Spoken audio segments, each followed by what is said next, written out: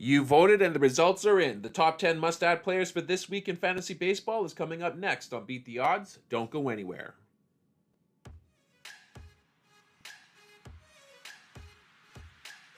Hello, sports fans, and welcome back to another episode of Beat the Odds.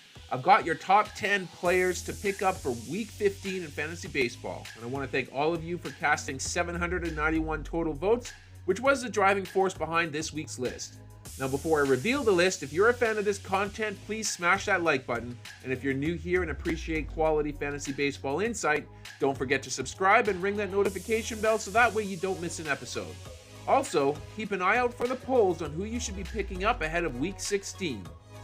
Do you have a burning fantasy baseball question? Ask me on Q.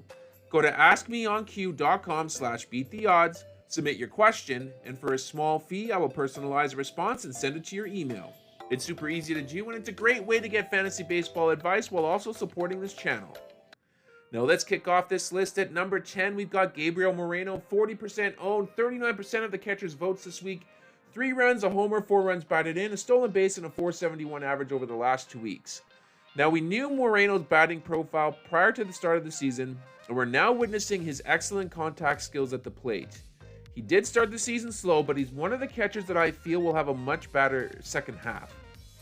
He's showing an advanced batting eye. He's posting career-high walk rates and a career-low strikeout rate this season as well.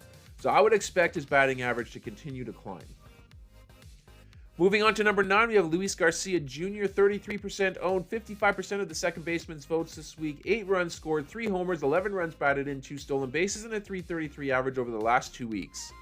The Nationals are packed with dynamic offensive talent, and Garcia certainly counts himself among them. The only issue is that he still sits against southpaws, so he's going to be a high-maintenance player should you decide to own him. Looking at the last 2 weeks, and it's clear to see the upside of rostering Garcia as he is one of only 22 players who have double-digit homers and stolen bases at this point of the season. Let's go to number 8. We've got Jose Miranda, 60% owned, 48% of the third baseman's votes this week, 11 runs scored, a homer, 13 runs batted in, a stolen base, and a .525 average over the last 2 weeks.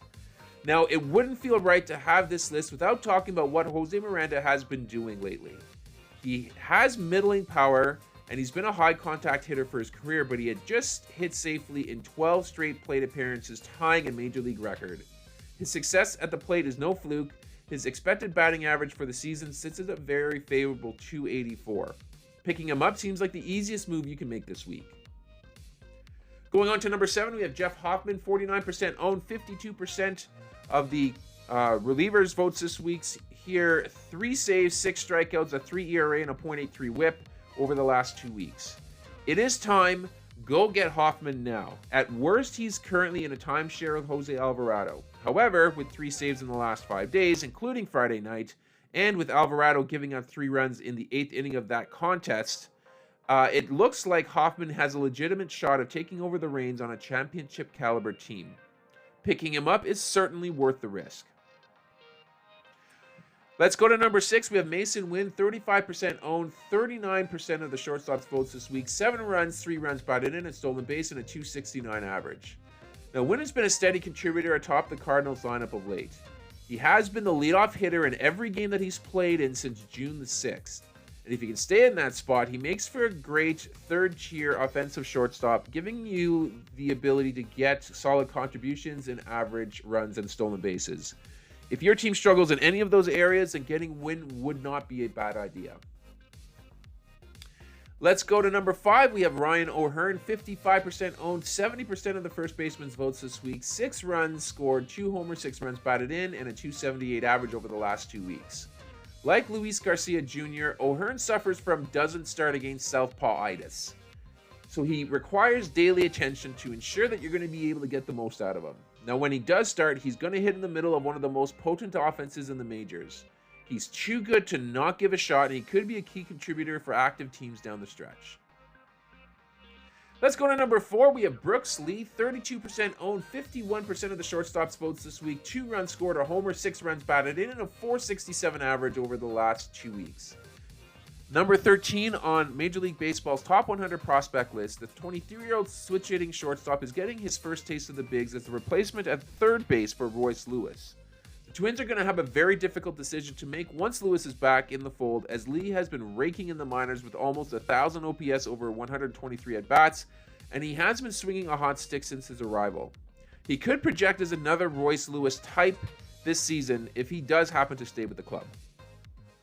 Let's go to number 3. We have Jarred Kelenic, 56% owned, 39% of the outfielders' votes this week's 8 runs scored, 3 homers, 7 runs batted in, a stolen base, and a .280 average over the last 2 weeks.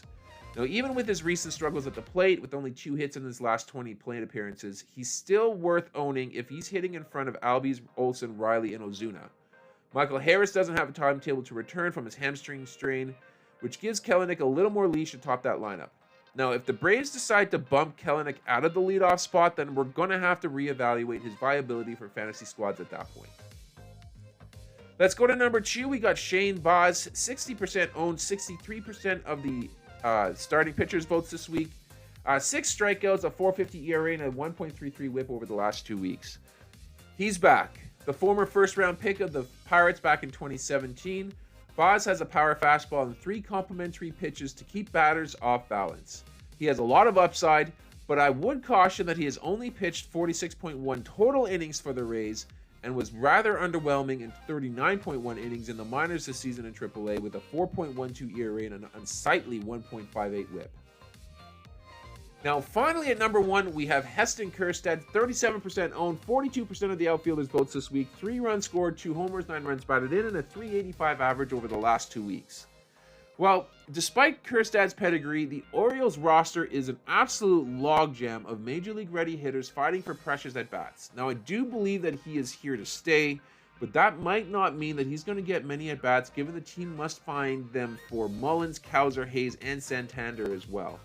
Kjerstad is still rosterable, especially given what he was doing in the minors, but until a shakeup happens in the outfield, he may be a little frustrating to own. And that's going to do it here for this episode. I hope you guys enjoyed it. If you did, please leave a like on the video and of course subscribe to the channel for more content like this. I'm going to sign off for now, but I will catch you guys on the next episode.